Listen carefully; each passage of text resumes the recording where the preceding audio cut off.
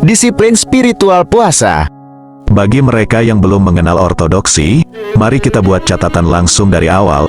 Bahkan di masa puasa paling ketat dalam kalender gereja, penganut Syriak Ortodoks tidak akan hidup tanpa makanan atau minuman sama sekali. Ketika bertanya tentang kepercayaan Syriak Ortodoks, saya terus mendengar tentang puasa, dan sejujurnya, saya bingung. Puasa Prapaskah Agung dilakukan selama 40 hari, yang berpuncak dengan puasa lebih lanjut selama 7 minggu selama pekan sengsara menjelang Minggu Kebangkitan. Bagaimana seseorang bisa berpuasa selama itu, dan namanya bukan Yesus atau Musa? Awalnya saya bingung. Semakin jelas ketika ada yang menjelaskan bahwa puasa bukan berarti tidak makan. Sebaliknya, ini berarti memperhatikan kapan dan apa yang Anda makan.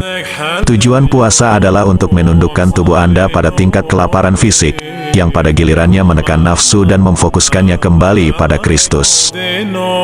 Gereja Syriak Ortodoks menjalankan 6 puasa. Puasa Niniwe, 3 hari dimulai pada hari Senin minggu ketiga sebelum Prapaskah Agung. Puasa Paskah, 48 hari sebelum Paskah. Natal, 10 hari dimulai pada tanggal 15 Desember. Puasa Para Rasul, 3 hari dimulai pada tanggal 26 Juni.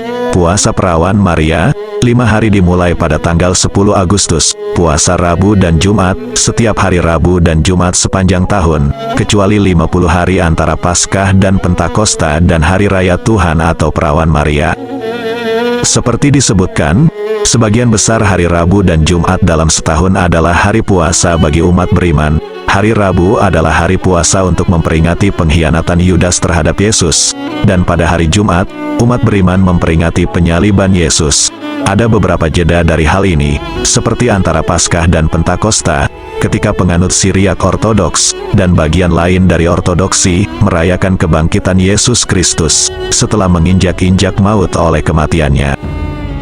Gereja Ortodoks lainnya memiliki kalender puasa serupa, meski mungkin tidak 100% tumpang tindih. Gereja berpuasa, bukan individu itu sendiri. Itu adalah hal yang indah untuk disadari. Berikut adalah contoh kalender puasa Syriak Ortodoks. Catatan, Gereja Katolik Roma mempunyai konsep puasa yang jauh lebih sedikit, yang tidak akan dibahas di sini. Jadi seperti apa bentuknya?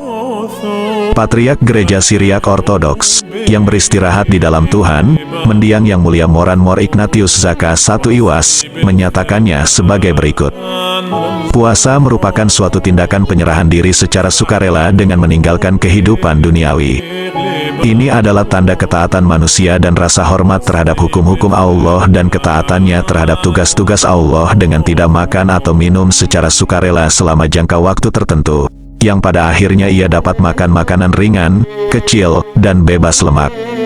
Makanan terdiri dari sereal, kacang-kacangan, buah-buahan, dan minyak sayur, dengan resep minyak zaitun. Orang yang berpuasa menahan diri dari makan daging dan produk hewani kecuali ikan dan segala makanan laut serta madu, karena lebah adalah serangga yang tidak memiliki nafsu kedagingan. Praktisnya, tidak makan sampai waktu makan siang atau bahkan jam 3 sore. Hal ini adalah hal yang akan diikuti oleh banyak umat beriman, lalu kemudian diikuti dengan makan sayur-sayuran atau makanan dalam porsi kecil. Makan secara vegetarian berarti tidak ada produk hewani yang dimasukkan ke dalam pola makan seseorang.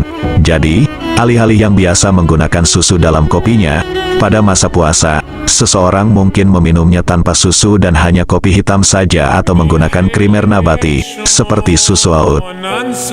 Hal ini mudah dilakukan, terutama karena ini hanya salah satu aspek dari disiplin pertapaan selama masa puasa.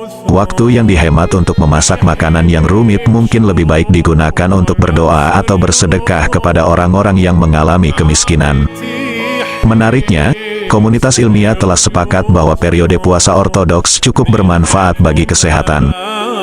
Lebih penting lagi, seperti telah disebutkan, hal ini membuka kalender spiritual untuk berdoa, sedekah, dan berpartisipasi dalam perayaan gerejawi. Secara pribadi, saat pertama kali berpartisipasi dalam masa puasa Prapaskah Agung, tekanan darah normal, dan terasa enak. Jadi, apa yang tidak disukai dari ortodoksi? Bagian terbaiknya, yang tidak boleh dilupakan, adalah mendekatkan diri kepada Tuhan Yesus Kristus, karena seorang yang beribadah mempunyai waktu untuk memikirkan tentang apa yang Tuhan alami baginya selama fase-fase puasa ini. Disitulah sebenarnya letak kekuatan disiplin puasa.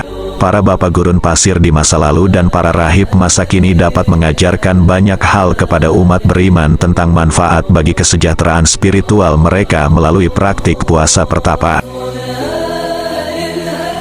Terima kasih.